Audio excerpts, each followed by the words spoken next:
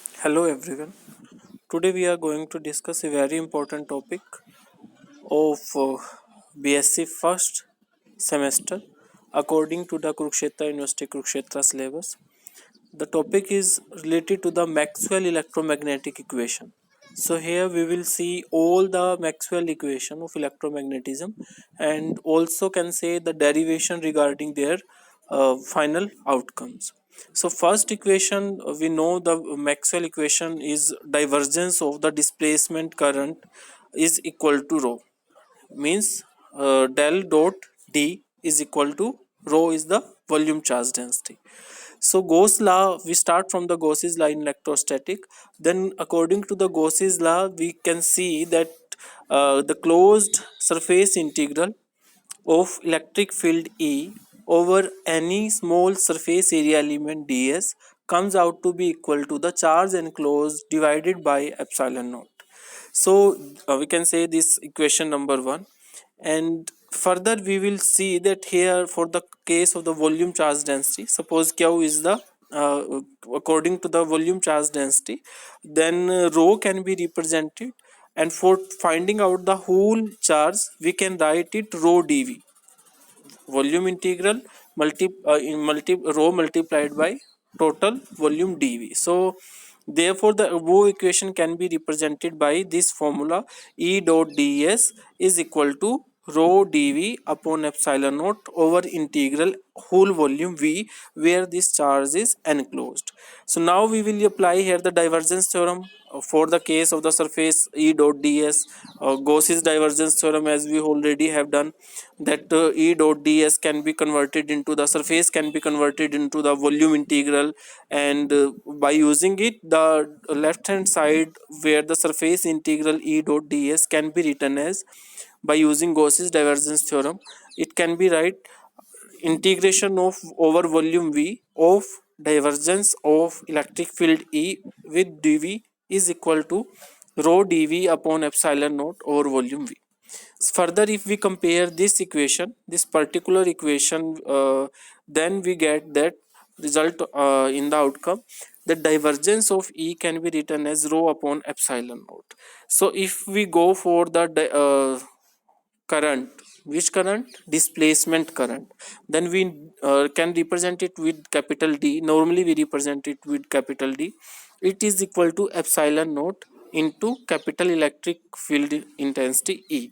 So D is equal to epsilon naught E. After using in the this equation, we can write divergence epsilon naught divergence of D is equal to rho, and similarly divergence of D comes out to be equal to rho, because epsilon naught can be cancelled out from each other.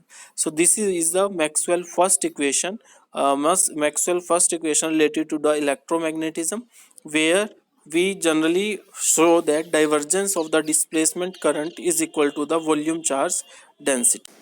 Now we will see the second Maxwell equation, the outcome of which is divergence of the magnetic field induction comes out to be equal to 0. We also have done it earlier that divergence form of the magnetic field is 0. That means monopoles cannot exist. The main outcome of the significance of this equation is that monopole of magnetic dipole cannot be exist. And for this proof, we again can say the Gauss's law in magnetostatic, and here again we will find the surface, or the we can find out the magnetic flux over the surface, closed surface element as B dot ds comes out to be equal to 0. We have already proved in the earlier cases. Then according to it, we can again apply the Gauss divergence theorem on this left hand side form, where we can convert it over the volume integral with del dot B dv equal to 0. So again comparing this equation, we can write that divergence of B comes out to be equal to 0. So this is the second Maxwell equation, divergence of B is equal to 0. In the last equation we have found that divergence of the displacement current D comes out to be equal to the rho, the volume charge density. Now we will go for the third Maxwell equation, where we will find the Faraday's law of electromagnetic induction. According to the Faraday law of electromagnetic induction, if you remember, we can find out the induced EMF is equal to minus of curly phi by curly t, where phi is the flux, rate of change of magnetic flux, minus curly phi with respect to the time, and we know that negative sign is according to the Lenz law. Then for solving the third form of the third equation of the Maxwell equation, we further go that the divergence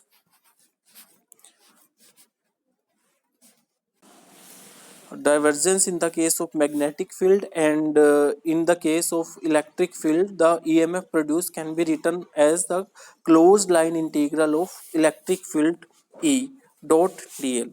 So we can also write the magnetic flux phi is equal to B dot ds over surface element S.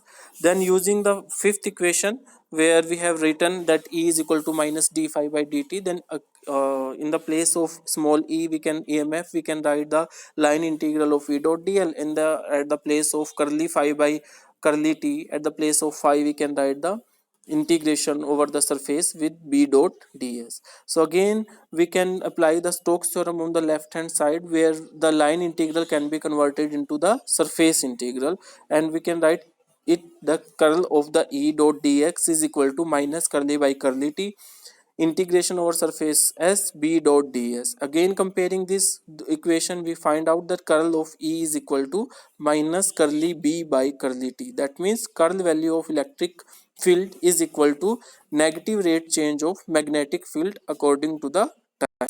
So this is our third Maxwell's electromagnetic equation derivation. Now we will move towards the last of the electromagnetic Maxwell equation. So here we will use the Ampere's circuital law, where line integral of B dot dl can be written as equal to mu naught I. So this is the equation number 7, we can say.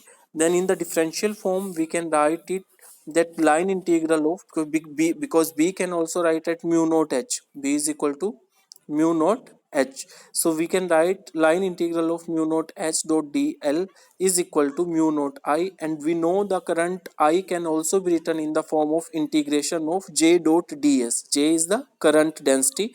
We already know this relation, that I is equal to j dot ds over integral surface integral s. So finally we get this line integral of mu naught h dot di is equal to surface integral s mu naught j dot ds. So again comparing it, lastly we find that line integral of h dot dl is equal to surface integral over j dot ds, where j is again current density. Applying a Stokes theorem on it, Stokes theorem we know can convert the line integral into the surface integral in the form of the curl. On the left hand side we get that surface integral curl of h dot ds is equal to surface integral of j dot ds, and again comparing it we finally get that curl of h is equal to j. So this one is the last electromagnetic Maxwell equation, which are very important, and finally we can derive all the four Maxwell equation by using these derivations. Okay, thank you, bye.